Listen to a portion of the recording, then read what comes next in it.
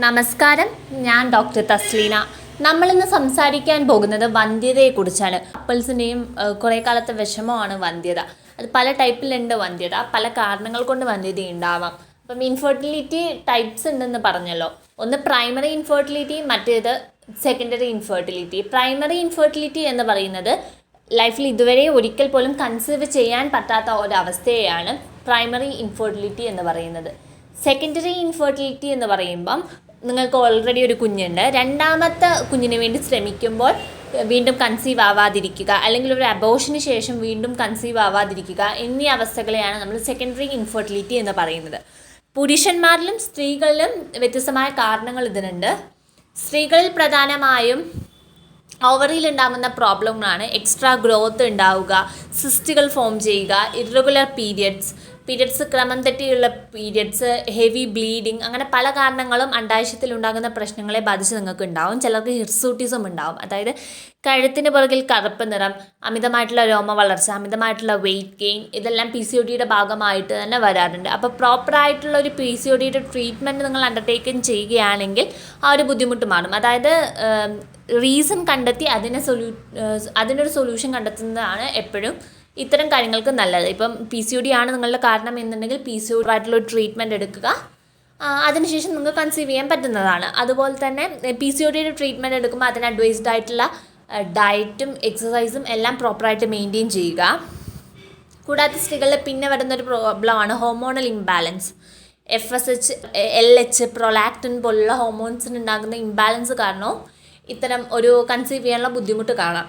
കൂടാതെ അമിതമായിട്ടുള്ള stress, tension എന്നിവയും പക്ഷേ നിങ്ങളെ കൺസീവ് ചെയ്യുന്നതിനുള്ള ടെൻഡൻസിയെ ബാധിക്കാൻ സാധ്യതകളുണ്ട്. നിങ്ങളുടെ ലൈഫ് സ്റ്റൈൽ പ്രോപ്പറായിട്ട് മെയിൻറ്റെയിൻ ചെയ്യാനും ശ്രദ്ധിക്കുക. ഒരു പ്രോപ്പറായിട്ടുള്ള എക്സസൈസും ഹെൽത്തിയർ ആയിട്ടുള്ള ഡയറ്റും ലൈഫിൽ കൊണ്ടുവരിക.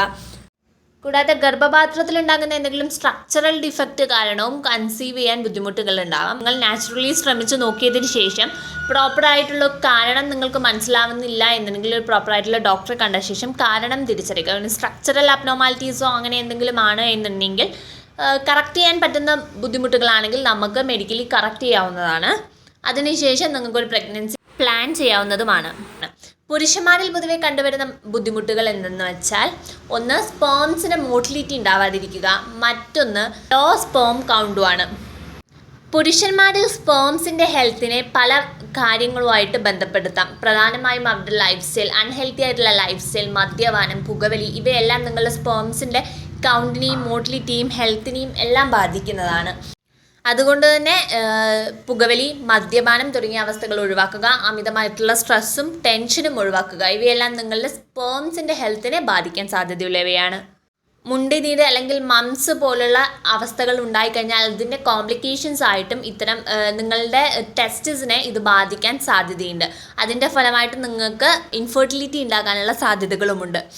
അതുപോലെ പുരുഷന്മാരുടെ ഇൻഫെർട്ടിലിറ്റിയിൽ മറ്റൊരു പ്രധാനപ്പെട്ട കാരണമാണ് വെരിക്കോസീൽ എന്ന് പറഞ്ഞാൽ നിങ്ങൾ സ്ക്രോട്ടത്തിലെ വെരിക്കോസീലിൽ ഉണ്ടാകുമ്പോൾ നിങ്ങളുടെ സ്ക്രോട്ടത്തിലെ വെയിൻസ് സ്വോളൻ ആകും. അതിൻ്റെ ഫലമായിട്ട് നിങ്ങളുടെ സ്ക്രോട്ടത്തിൻ്റെ ടെമ്പറേച്ചർ എലിവേറ്റ് ആവും, അതായത് കൂടും. ഇതിൻ്റെ ഫലമായിട്ട് നിങ്ങൾക്ക് ഹെൽത്തിയർ ആയിട്ടുള്ള സ്പേംസ് പ്രൊഡ്യൂസ് ചെയ്യാൻ സാധിക്കില്ല. നമ്മുടെ ശരീര ടെമ്പറേച്ചറിനേക്കാളും കുറഞ്ഞ ടെമ്പറേച്ചർ ആയിരിക്കും പുരുഷന്മാരുടെ സ്ക്രോട്ടത്തിൽ. അത് സ്പേംസിൻ്റെ ഹെൽത്ത് ബെനിഫിറ്റ്സിന് വേണ്ടിയിട്ടാണ് സ്ക്രോട്ടത്തിലെ ടെമ്പറേച്ചർ എപ്പോഴും കുറഞ്ഞ് മെയിൻറ്റെയിൻ ചെയ്തുകൊണ്ടിരിക്കുന്നത്. എന്നാൽ വെരിക്കോസീൽ പോലുള്ള കണ്ടീഷൻസ് വരുമ്പം സ്ക്രോട്ടത്തിലെ ടെമ്പറേച്ചറിന് വേരിയേഷൻസ് ഉണ്ടാവും. ഇത് നിങ്ങളുടെ സ്പേംസിനെ അഫക്റ്റ് ചെയ്യാൻ കാരണമാകും. ഇൻഫെർട്ടിലിറ്റിയുടെ മറ്റൊരു പ്രധാനപ്പെട്ട കാരണമാണ് പ്രായം കൂടുന്നതനുസരിച്ച് നിങ്ങളുടെ സ്പേംസിൻ്റെ ഹെൽത്ത് കുറയാൻ സാധ്യതയുണ്ട്. അൺഹെൽത്തിയർ ആയിട്ടുള്ള സ്പേംസ് ആണ് കൺസീവ് ആവുന്നത് എന്നുണ്ടെങ്കിൽ റിപ്പീറ്റഡ് ആയിട്ടുള്ള അബോർഷൻസിനും മിസ്കാരേജസിനും സാധ്യതകളുമുണ്ട്. അതുപോലെ തന്നെ ഹൈഡ്രോസിൽ എന്നൊരു കണ്ടീഷൻ ഉണ്ട്, അതും ഇൻഫെർട്ടിലിറ്റിക്ക് കാരണമായേക്കാം. കൂടാതെ ചില ട്രീറ്റ്മെൻറ്റ് പ്രൊസീജിയേഴ്സ് നിങ്ങളുടെ സ്പേംസിൻ്റെ ഹെൽത്തിനെ ബാധിക്കാൻ സാധ്യതയുണ്ട്. ഇതിൻ്റെ ഫലമായിട്ടും ഇൻഫെർട്ടിലിറ്റി ഉണ്ടാകാം.